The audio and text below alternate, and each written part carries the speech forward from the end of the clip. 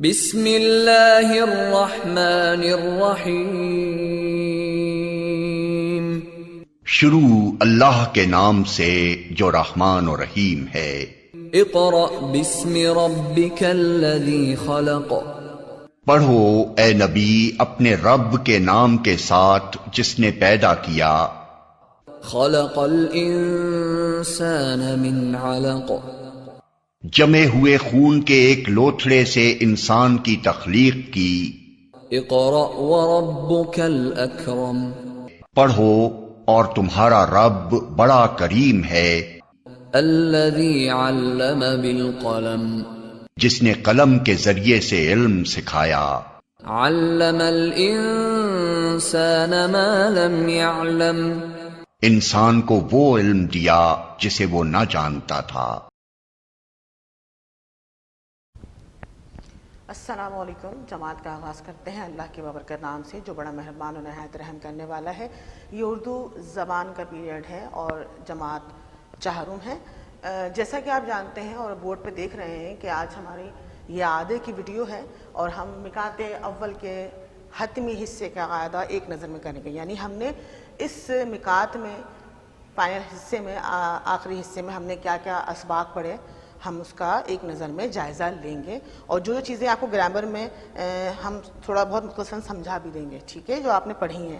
تو اس کے ساتھ ہی ہم پہلے جیسے آپ جانتے ہیں کہ ہمارا دوران اسکول جب جماعت کا آغاز ہوا تھا ہمارا، تو ہمارے پاس جو یونٹ تھا وہ تھا یونٹ نمبر 4، موضوع تھا موسم، جس میں سے ہم نے تعارف اور تہوار اور اس کے قواعد یہ ہم دوران اسکول یعنی دوران جماعت ہم پڑھ چکے تھے اور اس کا مشقی کام بھی ہم کر چکے تھے۔ لہٰذا ہمارے پاس جو پہلی ویڈیو کا آغاز ہوا تعطیلات کے دوران، جو پہلی ویڈیو کا آغاز ہوا اس میں ہم نے جو آغاز لیا تھا وہ تھا خط نویسی سے، ٹھیک ہے۔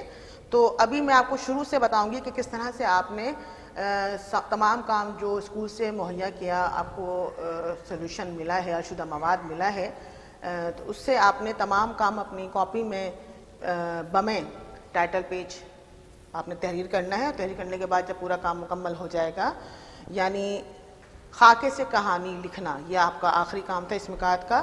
جب آپ وہاں تک کام مکمل کر لیں گے اس کے بعد آپ نے اختتامی پیج بنانا ہے، ٹھیک ہے، جس کے اندر آپ نے ہم صفحی مواد بنواتے ہیں جیسے کہ آپ سب جانتے ہیں۔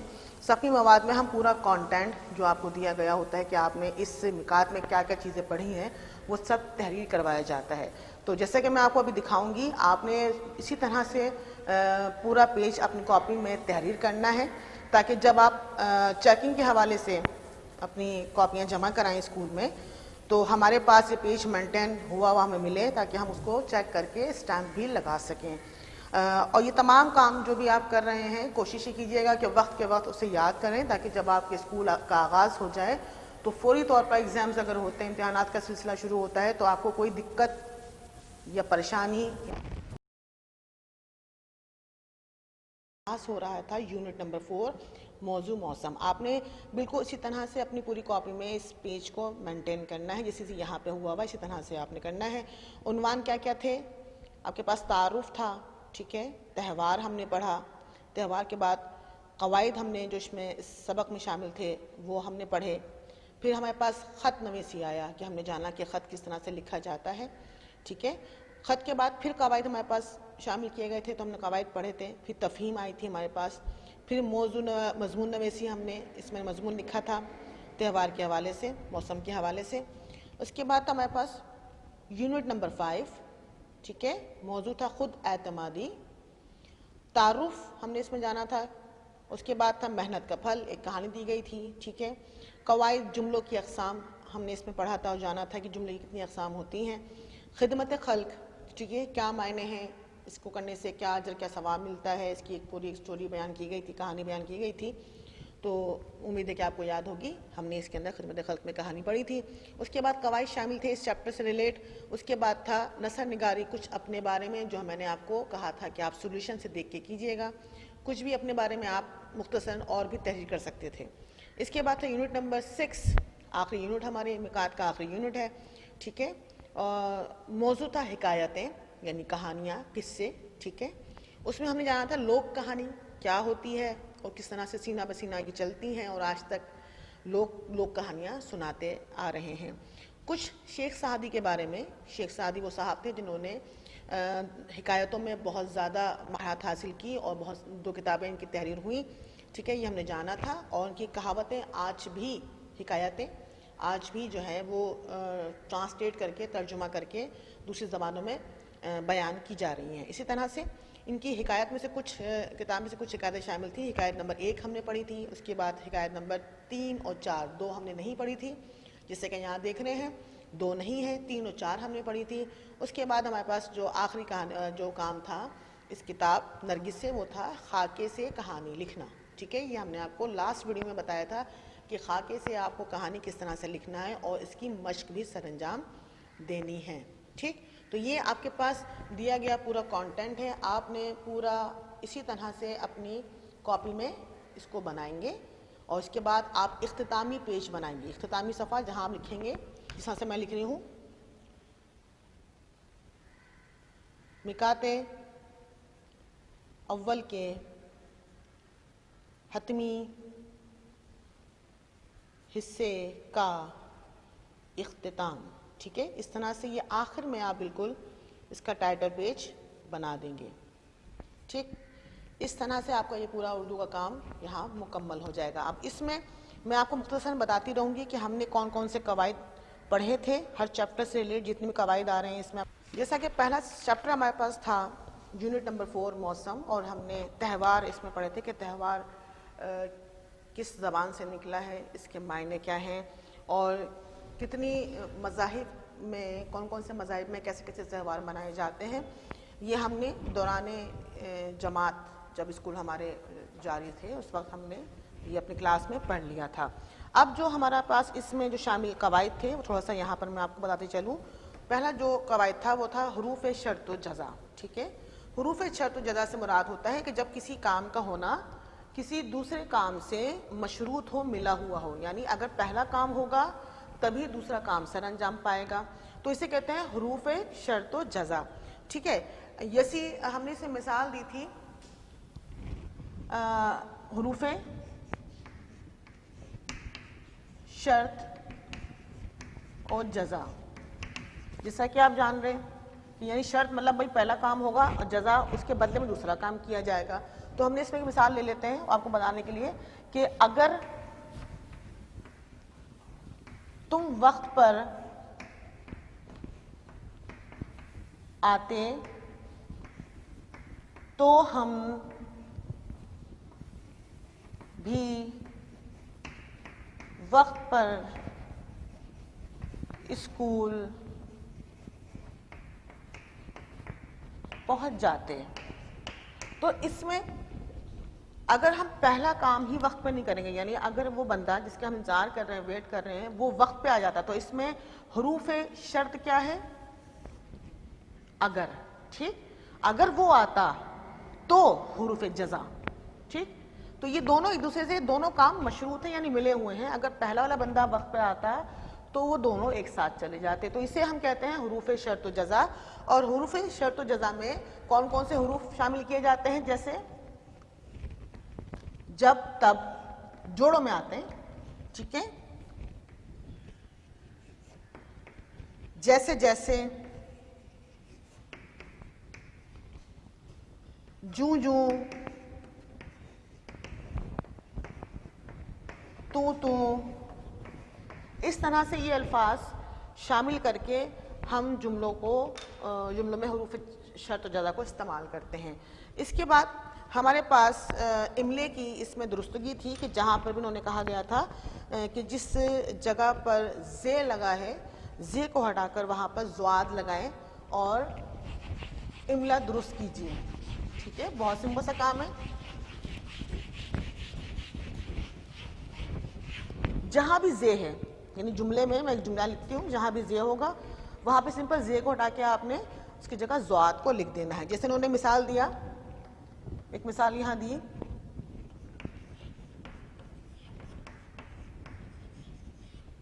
املے کی درستی، ٹھیک ہے۔ مثال انہوں نے دی ہے آپ کے پاس صفحہ نمبر 75 پر کہ پانی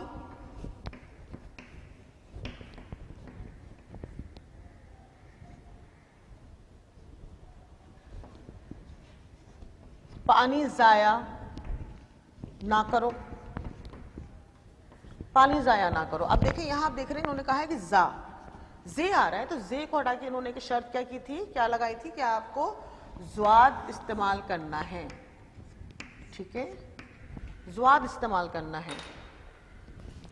تو آئیے ہم کریکشن کرتے ہیں. ٹھیک ہے، اس لفظ کو ہم نے صحیح کرنا ہے تو ہم کیا لکھیں گے، زے کی جگہ زواد لگایا آپ نے. اب الف کو ملانا ہے تو زواد آدھا جائے گا، ظاہر سی بات ہے. اس میں آپ نے الف ملایا، پھر حمزہ اور عین. پانی ضائع نہ کرو. اس طرح سے ہم نے جانا تھا کہ املے کی درستگی کو دیے گئے حرف کے مطابق کس طرح سے آپ کو درست کرنا ہے.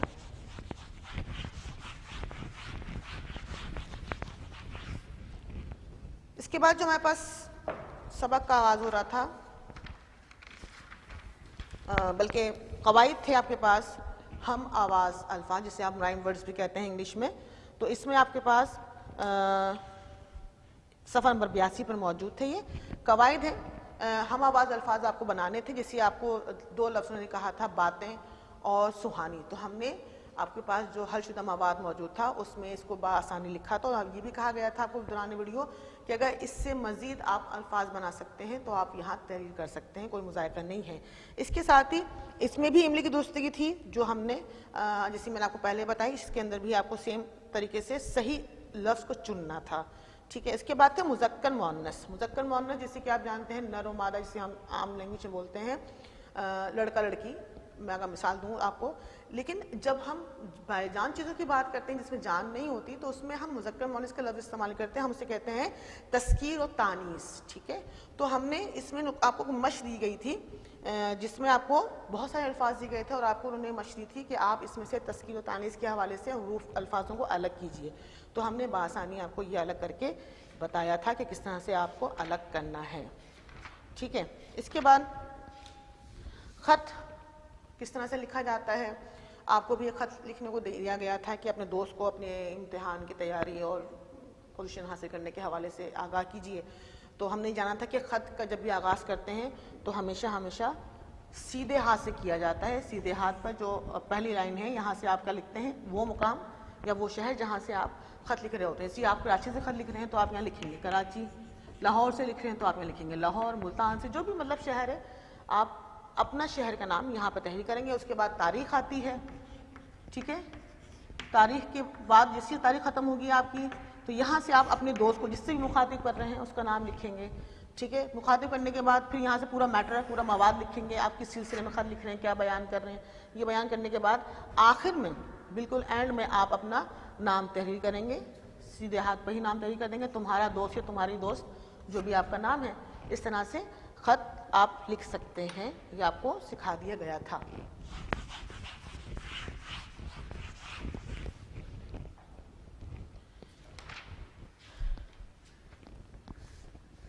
اس کے بعد پھر آپ کے پاس خط نویسی کے بعد قواعد شامل ہو گئے تھے. مترادف. مترادف یعنی ایسے الفاظ جن کے معنی ایک ہوں لیکن ان کی شکل جو ہے وہ تبدیل ہو. جیسے یہاں پر بک میں آپ کو دیا گیا تھا 93 صفحہ نمبر 93 بھی جیسا کہ آپ دیکھ رہے ہیں. مترادف ایسے الفاظ جن کے معنی ایک ہوں لیکن شکل تبدیل ہو. مثال کے طور پر انہوں نے ایک مترادف الفاظ میں انہوں نے آپ کو مثالیں دی ہوئی ہیں کہ آپ کو یہ بتانا ہے. جیسے لال، ریڈ کلر کو ہم کہتے ہیں اردو میں لال. اسی کا دوسرا لفظ استعمال کیا جاتا ہے سرخ. ٹھیک ہے، دونوں کا مطلب ایک ہی ہے لیکن لکھنے میں دونوں تبدیل ہوتے ہیں، چینج ہوتے ہیں. اسی طرح سے آپ کو انہوں نے بہت سارے الفاظ دیے تھے جس میں سردی. اب سردی کا ہم دوسرا ورڈ کیا استعمال کرتے ہیں، جاڑا. ٹھیک ہے، یہ دوسرا لفظ ہو گیا اس کا، سردی جاڑا. مترادف بنا، یہ مترادف ہے. اور یہ الفاظ جو آپ کو دیے گئے ہیں. ٹھیک اسی طرح سے برسات.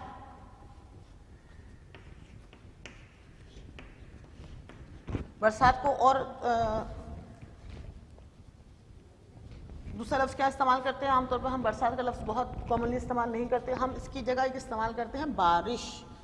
ٹھیک ہے، یہ ہم عام بول چال میں یعنی روزمرہ جو ہم بول چال اپنی زبان استعمال کر رہے ہوتے ہیں اردو بولنے میں، اس میں ہم اس طرح سے آسان آسان الفاظ استعمال کرتے ہیں. تو یہ ہوتے ہیں مترادف الفاظ. اس کے ساتھ ہی آپ کے پاس اسی پیج پہ دیا گیا تھا حروف عطف. ٹھیک ہے، حروف عطف کیا ہوتے ہیں؟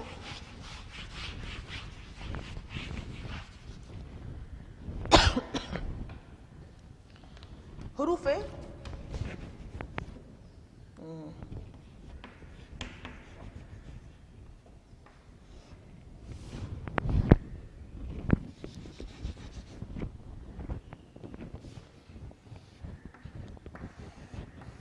حروف عطف. ٹھیک ہے، اب یعنی حروف عطف وہ حروف ہیں جو دو اسموں یا دو جملوں کو آپس میں ملانے کا کام سر انجام دیتے ہیں. مثال کے طور پر علی نے کھانا کھایا اور چلا گیا، یعنی جوائننگ سینٹینس ورڈ جو ہوتے ہیں یہ وہ کہلاتے ہیں.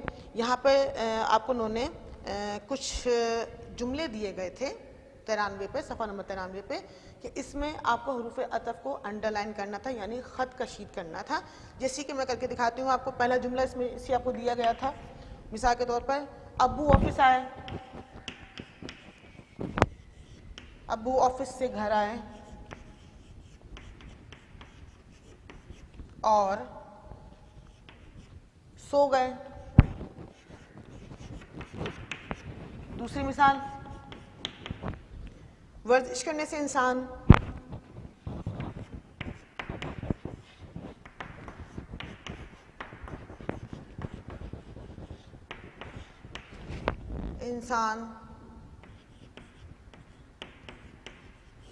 تندرست اور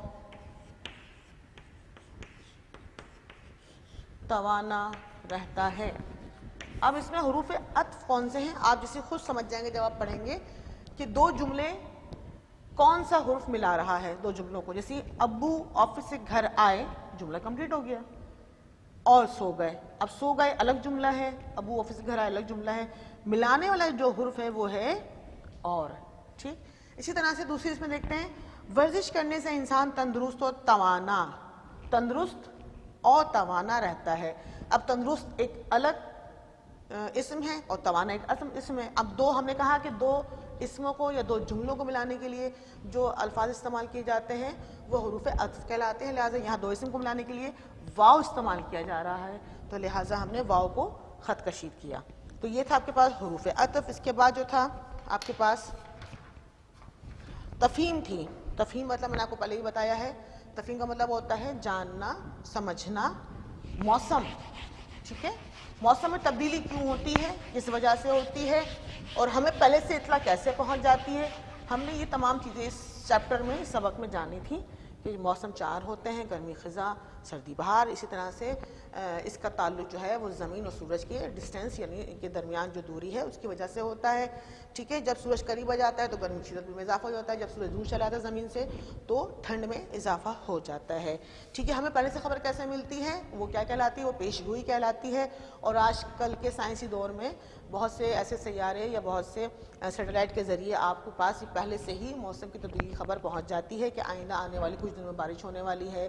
جیسے آج کل آپ سن رہے ہوں گے جی سخت سردی پڑنے والی ہے. اس طرح سے بہت ساری خبریں آپ کے پاس پہلے سے مل جاتی ہیں، آپ کو پہنچ جاتی ہیں آپ تک. اور اس میں آپ کون کون سے موسم کو مد نظر رکھتے ہوئے کپڑے پہنتے ہیں. مطلب اگر ہم گرمی میں ہیں تو ہم اونی کپڑے تو پہنیں گے نہیں، ظاہر سے گرمی کے لحاظ سے ہلکے پھلکے کپڑے پہنیں گے جس میں ہمیں گرمی محسوس نہ ہو. اسی طرح ٹھنڈ کے حوالے سے ہم گرم کپڑوں کا استعمال کیا جاتا ہے. تو وہ تمام چیپٹر ہم نے اس کے اندر یہ جانا تھا. اس کے ساتھ ہی جو اس یونٹ کا اختتام ہوا تھا وہ ہوا تھا مضمون نویسی، یعنی ہم نے مضمون لکھا تھا میرا پسندیدہ موسم. ٹھیک ہے، یہ تمام کام آپ کے پاس اسکول سے مہیا کیا حل شدہ مواد میں موجود تھا. ٹھیک ہے، سولوشن میں موجود تھا. آپ نے مختصر سا اس میں ہم نے آپ کو بتایا تھا میرا پسندیدہ موسم کے حوالے سے آپ کو مضمون لکھنا سکھایا تھا. ٹھیک ہے، اس کے بعد ہمارے پاس یونٹ کا آغاز ہو رہا ہے خود اعتمادی. خود اعتمادی کا جہاں تعارف ہے، تعارفی پیج پر یعنی 95 پر، صفحہ نمبر 96 پر آپ کو گنتی لکھنا سکھائی گئی تھی. یہ ویڈیو میں نے آن ٹائم آپ کو دکھایا تھا. ویڈیو میں دکھایا گیا تھا اردو کی گنتی لکھنا 1 سے لے کے 30 تک. ٹھیک ہے، یہ آپ کو لکھنی آنی چاہیے گنتی. اس کے بعد ہمارے پاس جو سبق کا آغاز ہو رہا تھا وہ تھا محنت کا پھل. یعنی انسان جب بھی محنت کرتا ہے وہ کبھی اللہ اس سے رائے کا جانے نہیں دیتا، اس کا کچھ نہ کچھ پھل، کچھ نہ کچھ اجر ضرور دیتا ہے۔ اس میں ہم نے دکھایا تھا کہ ابو نصر فارابی جو کہ ایک بہت عظیم سائنسدان گزرے ہیں، یہ بچہ کس طرح سے اپنے بچپنے میں محنت کیا کرتا تھا تعلیم حاصل کرنے کے لیے۔ یہ پوری کہانی ہم نے اس سبق میں پڑھی تھی کہ کس طرح سے ان کے پاس چراغ میں تیل ختم ہو گیا، اب وہ افسردہ ہو گئے کہ میں رات میری ایسی چلی جائے گی، ضائع ہو جائے گی، میں سبق یاد نہیں کر پاؤں گا۔ تو بچہ اپنے لیے کس طرح سے سب چیزیں ارینج کیا کرتا تھا، ہم نے یہ پڑھا تھا، اور ہم نے کس طرح سے جانا تھا کہ وہ بچہ چوکیدار کے پیچھے پیچھے اس کی قندیل کی روشنی میں پڑھنا چاہ رہا تھا، تو آخر میں چوکیدار کو رحم آیا اور اس نے اس بچے کو اپنی قندیل دے دی تھی۔ تو اس طرح سے وہ بچہ جب محنت کرتا رہا بچپنے میں تو بڑا ہو کر وہ کیا بن گیا ہے، ایک عظیم سائنسدان بن گیا تھا۔ اس سبق کا تمام اشی کام آپ نے سر انجام دیا ہوگا۔ اس کے ساتھ ہی قواعد شامل تھے، جملوں کی اقسام۔ اب جملوں کی اقسام جیسے کہ آپ جانتے ہیں جملہ کیا ہے، یعنی وہ تمام باتیں جو ہم عام روزمرہ کرتے ہیں جس میں آپ کو میں مکمل سینس دے سکوں، ٹھیک ہے، کہ جملہ میری بات کیا ہے میں آپ کے دماغ تک پہنچا سکوں۔ تو جملہ کیا ہے، ایسا الفاظ کا ایسا مجموعہ جس سے بات کا پورا مطلب ظاہر ہو، ٹھیک ہے، یعنی الفاظ میں ایسے جوائن کروں، ایسے الفاظ منتخب کروں جن سے میں اپنی پوری بات اگلے سامنے والے کو سمجھا سکوں، جملہ کہلاتی ہے۔ اب جملے کی 3 قسمیں ہوتی ہیں دیکھا جائے تو، اقراریہ جملہ، انکاریہ جملہ،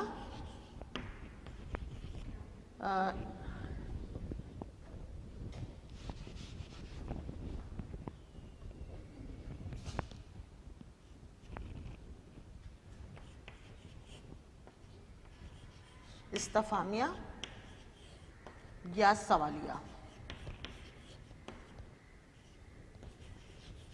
جملہ، ٹھیک ہے۔ فی الحال ابھی آپ کو یہ 3 اقسام بتائی گئی تھی کہ اقراریہ جملہ کیا ہوتا ہے، انکاریہ کیا ہوتا ہے، استفہامیہ یا سوالیہ کیا ہوتا ہے۔ استفہامیہ ہم پہلے بھی پڑھ چکے ہیں، ٹھیک ہے۔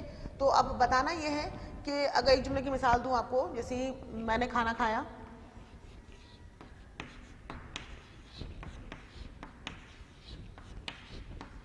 یہ ہم اقرار کر رہے ہیں، ٹھیک ہے، ہم اس میں اقرار کر رہے ہیں کہ میں نے کھانا کھا لیا ہے، تو ہم یہ کیا کہلائے گا، اقراریہ جملہ۔ اب میں کہہ رہی ہوں جی میں نے کھانا نہیں کھایا،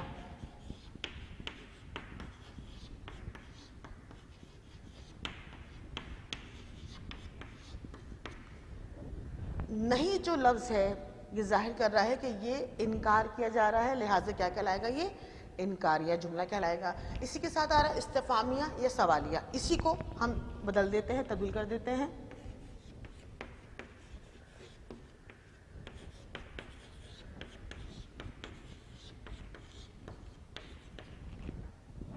استفہامی نشانی، ٹھیک ہے، کوشچن مارک۔ اب یہ تو کیا کا لفظ ہے، کیا، یہ کیا کون سے سوال میں کون سے الفاظ میں آتا ہے، یہ استفہامی الفاظ میں کیا، کب، کیسے، کہاں، کیوں، ٹھیک ہے، یہ تمام کون سے الفاظ ہوتے ہیں، استفہامی یعنی سوالی الفاظ ہوتے ہیں، یعنی پوچھا جا رہا ہے کیا میں نے کھانا کھایا۔ اب کیونکہ یہ سوال پہ اینڈ کیا جا رہا ہے تو لہٰذا ہم یہاں استفہامیہ مارک بھی دیں گے، نشان بھی دیں گے۔ تو یہ تھے آپ کے پاس جملوں کی اقسام، ٹھیک ہے۔ اس کے بعد تھا املی کی درستگی۔ اب اس میں کیا تھا، زے کو ہٹا کے آپ کو زوار لگانا تھا، سوری زے کو ہٹا کے آپ کو زوئے لگانا تھا۔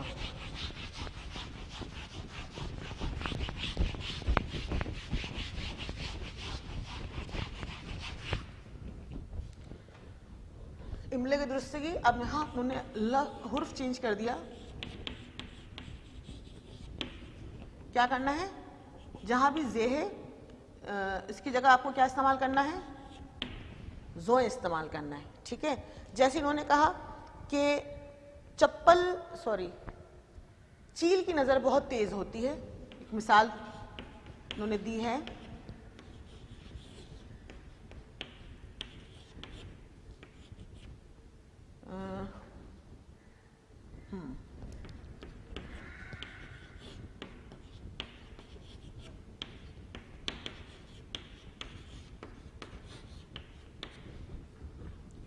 چیل کی نظر بہت تیز ہوتی ہے۔ اب نظر انہوں نے کہا جہاں بھی زے آ رہا ہے، دیکھیں یہاں زے آ رہا ہے، اس کا مطلب انہوں نے یہاں انڈر لائن کیا ہے، جو الفاظ غلط ہیں وہ انڈر لائن کیا ہوا ہے بک میں، انہوں نے نظر کو انڈر لائن کیا ہے، لہٰذا آپ کو نظر کو چینج کرنا ہے۔ یہاں جو زے آ رہا ہے، زے کی جگہ ہم کیا لگائیں گے، ٹھیک ہے،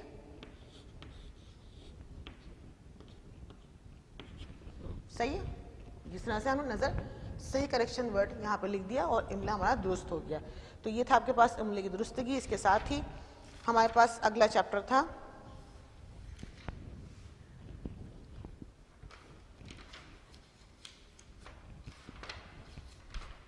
خدمت خلق. ٹھیک ہے, خدمت خلق یعنی لوگوں کے کام آنا, ان کی مدد کرنا, ان کے دکھ سکھ میں شامل ہونا.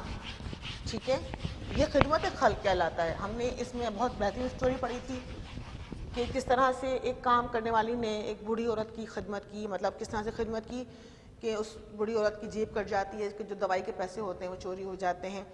تو یہ عورت خود جو ایک ملازمہ گھروں میں کام کرتی تھی, اس نے اپنے جو پیسے تھے اس کے پاس وہ سب اس عورت کی مدد کے لیے صرف کر دیتی ہے, دے دیتی ہے, اور خود پیدل گھر آتی ہے. ٹھیک ہے, تو یہ خدمت خلق تھا. اور اس نے کیوں سر انجام دی, خدمت خلق کیوں کی جاتی ہے کہ تاکہ ہمیں خوشنودی خدا حاصل ہو جائے, اللہ ہم سے راضی ہو جائے اور ہمارے اس عمل کو قبول کر لے. تو یہ خدمت خلق کہلاتا ہے. اس کا مشقی کام آپ نے سولوشن سے کیا ہوگا. اس کے ساتھ جو تھے حروف قواعد آ رہا تھا حروف ربط. ٹھیک ہے, حروف ربط,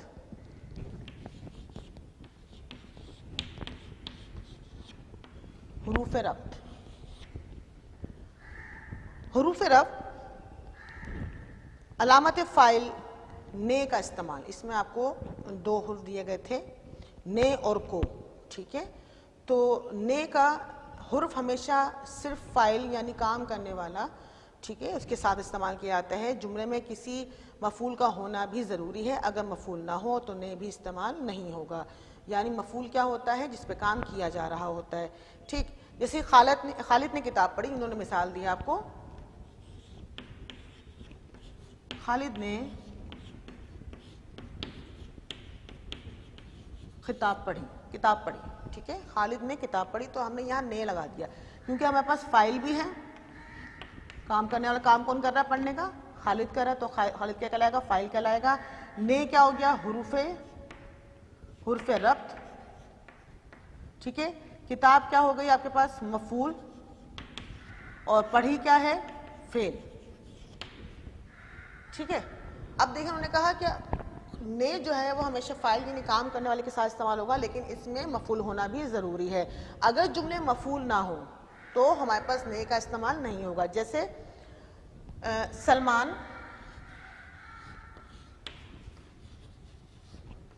بیٹھا, اب اس میں فاعل ہے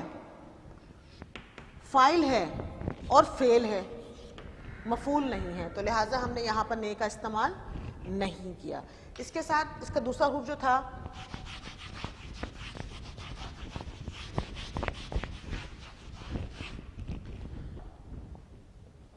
علامتیں مفعول کو. ٹھیک ہے, کو کا استعمال تھا. کو مفعول کی علامت ہے, یعنی یہ صرف ہمیشہ مفعول کے ساتھ آتا ہے, یعنی جس پہ کام کیا جا رہا ہو ہمیشہ کو اس کے ساتھ استعمال کیا جاتا ہے. جیسے ماں نے کہا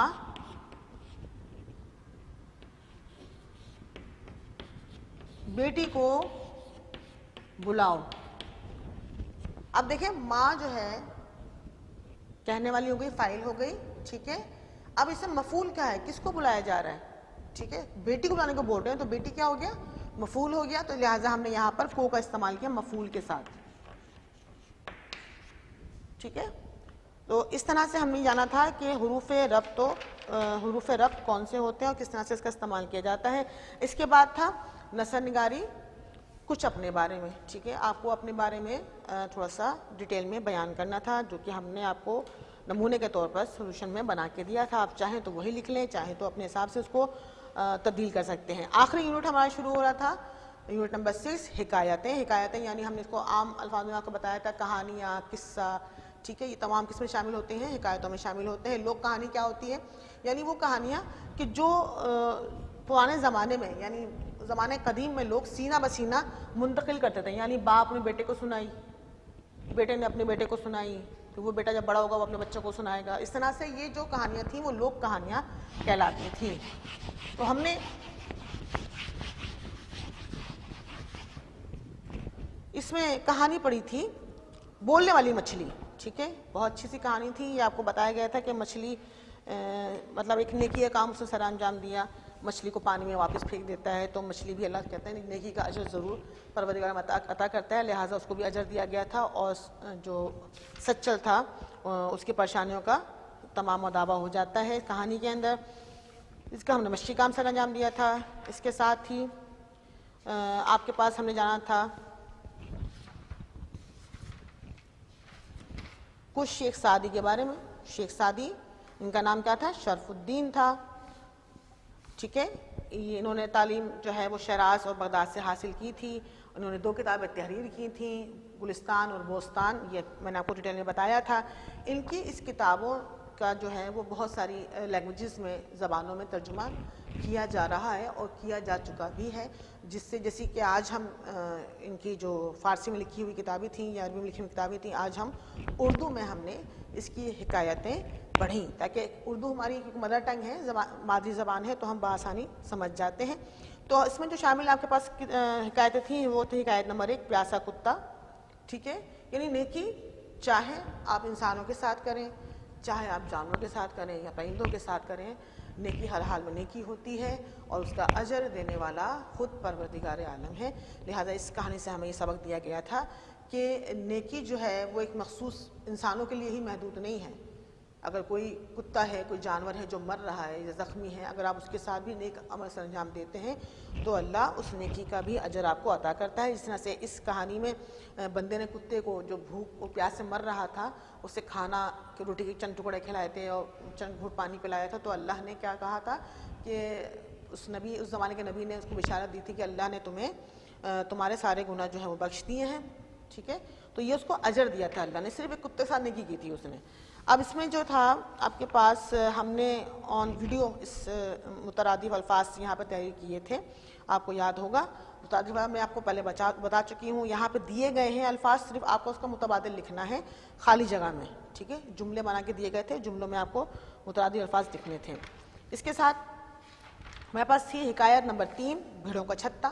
یعنی ہر کسی کے ساتھ نیکی نہیں کی جاتی، یعنی اگر ہم کسی ظالم آدمی کے ساتھ نیکی کریں، ٹھیک ہے، تو یہ نیکی میں شمار نہیں ہوگا. اس لیے جیسے کہ میں مثال آپ کو یہاں پہ دوں، جیسے کہ یہاں چیپٹر میں اینڈ ہو رہا ہے کہ بروں پر رحم کرنا اور اچھوں پر ظلم ہے. یعنی اگر آپ کسی برے آدمی کے ساتھ رحم کر رہے ہیں تو کسی اچھے کے ساتھ آپ یہ ناانصافی کر رہے ہیں، ٹھیک ہے. عقل مندی کا تقاضا کیا ہے کہ سانپ کو دیکھتے ہی اس کو سر کچل دیا جائے. جو بھی چیز ایسی ہے کہ جس سے آپ کو اذیت پہنچے، نقصان پہنچے، آپ جان کو خطرہ ہو، تو بہتر یہ ہے کہ آپ اسے ختم کر دیں، ٹھیک ہے. تو اس بھیڑوں کا چھتا جو تھا، بھیڑ مطلب شہد کی مکھی کی طرح سے ایک بڑا سا ایک پتنگا ہوتا ہے جو بہت زہریلا ہوتا ہے اور وہ مطلب طاق میں ہوتا ہے کسی کو کاٹے. تو اگر اس کا چھتا گھر میں بن رہا ہے، جیسے اس میں کہانی بیان کی گئی کہ گھر میں چھتا بن رہا تھا تو بیگم کو رحم آ جاتا ہے کہ نہیں چھتا نہیں توڑو، یہ تو ظلم ہے. لیکن وہ ہوتا کیا ہے کہ وہ چھتا کی جو بھیڑیں ہوتی ہیں وہ انہیں پہ اٹیک کر دیتی ہیں، حملہ کر دیتی ہیں، اور وہ جب بہت زیادہ زخمی ہو جاتی ہیں تو پھر وہ شوہر شکایت کرتے ہیں. شوہر نے کہتا ہے کہ تم نے تو یہ میں توڑ رہا تھا لیکن تم نے مجھے منع کر دیا. تو یہ کیا ہوا تھا؟ یہ بروں پر انہوں نے رحم کیا، ٹھیک ہے. تو یہ ظلم انہوں نے خود ہی برداشت کیا، اپنے وہ ظلم کیا، اپنے آپ کو نقصان پہنچایا. تو اسی طرح سے کہانی سبق ملا تھا. آخری جو ہماری اس میں حکایت شامل تھی وہ تھی اصلی راز. اصلی راز خاتم النبیین رحمۃ اللہ علیہ نے اس سبق میں ہمیں یہ بتایا تھا، اس روایت میں ہمیں یہ بتایا تھا کہاوت میں، کہ تندرست رہنے کا راز کیا ہے. یعنی صحابہ اکرام خاتم النبیین کے جو دوست تھے وہ بیمار کیوں نہیں ہوتے تھے. تو آپ نے یہ بتایا تھا کہ جب تک ان کو بھوک نہ لگے یہ کھانا نہیں کھاتے، ٹھیک. پہلا راز کیا تھا اس میں؟ مطلب یہی راز تھا کہ جب تک بھوک نہ لگے وہ کھانا نہیں کھاتے تھے، اور پیٹ بھرنے سے پہلے ہی اپنا ہاتھ روک لیتے تھے. یعنی ابھی طبیعت سیر نہیں ہوئی تو انہوں نے اپنا ہاتھ روک لیا. تو اس طرح سے وہ تندرست و توانا رہتے تھے، انہیں کسی حکیم، ڈاکٹر اور معالج کی ضرورت نہیں ہوتی تھی. اس میں بھی چند قواعد تھے حروف جار کے نام سے. حروف جار جو جملوں کو مکمل کرنے کے لیے، جاری رکھنے کے لیے استعمال کیے جاتے ہیں. جیسے انہوں نے یہاں پہ ایک پیراگراف دیا تھا، میں پڑھ کے بتا دیتی ہوں آپ کو کہ میرا نام صفیہ ہے، میرے بھائی کا نام دانش ہے، ہم دونوں ڈیش پرندے بہت پسند ہیں. تو ہم نے یہاں حروف جار جو دیے گئے ہیں اس میں سے کو کا استعمال کیا تھا کہ ہم دونوں کو پرندے بہت پسند ہیں. ہمارے گھر ڈیش میں بہت سارے پرندے ہیں تو ہمارے گھر میں بہت سارے پرندے ہیں. یہ دیکھیں یہ وہ حروف ہیں کہ جو جملے کو مکمل اور جاری کرنے کے لیے یعنی کنٹینیو اس کا سینس مکمل ہوتا چلا جائے اس کو استعمال کیا جا رہا ہے, جن کا تعلق الگ الگ ملکوں ڈیش ہے یعنی ملکوں سے ہے. ہم دونوں بہن بھائی ان پرندوں کا بہت خیال رکھتے ہیں اور وقت ڈیش ان کو دانہ پانی دیتے ہیں اور وقت پر ان کو دانہ پانی دیتے ہیں. اسکول سے آنے کے بعد شام ڈیش ہمارا زیادہ تر وقت ان کے ساتھ ہی گزرتا ہے یعنی شام تک ہمارا زیادہ تر وقت ان کے ساتھ ہی گزرتا ہے. تو یہ آپ نے جانا تھا کہ حروف جار ہوتے ہیں. آخری کام خاکے سے کہانی لکھنا. ٹھیک ہے, آپ کو خاکہ دیا گیا تھا, اس میں مختصراً جملے ہم نے استعمال کیے تھے اور اس خاکے کو ہم نے مکمل کر دیا تھا, تو اسے ہم کہتے ہیں خاکے سے کہانی لکھنا, جو کہ آپ کے پاس حل شدہ مواد میں موجود ہے. تو یہاں پر ہماری تدریس کا اختتام ہوتا ہے. ٹھیک ہے, امید ہے کہ آپ کو یہ تمام مکات اول کے حتمی حصے کا جتنا بھی سبق مواد تھا اور اعادہ کی جو ہماری ویڈیو ہے وہ سمجھ میں آئی ہوگی. اگر کچھ چیز آپ سے مس ہو جاتی ہے تو آپ بار بار اس ویڈیو کو دیکھ سکتے ہیں, کہیں مشکل پیش آئے تو بھی ویڈیو کو آپ استفادہ حاصل کر سکتے ہیں ویڈیو سے. اس کے ساتھ اپنا کام اچھی رائٹنگ کے ساتھ تحریر کیجیے گا, وقت پہ یاد کیجیے گا تاکہ آپ کو دوران امتحان کسی قسم کی مسئلہ کوئی دشواری پیش نہ آئے. اس کے ساتھ ہی اجازت دیجیے گا, اپنا خیال رکھیے گا. اللہ حافظ.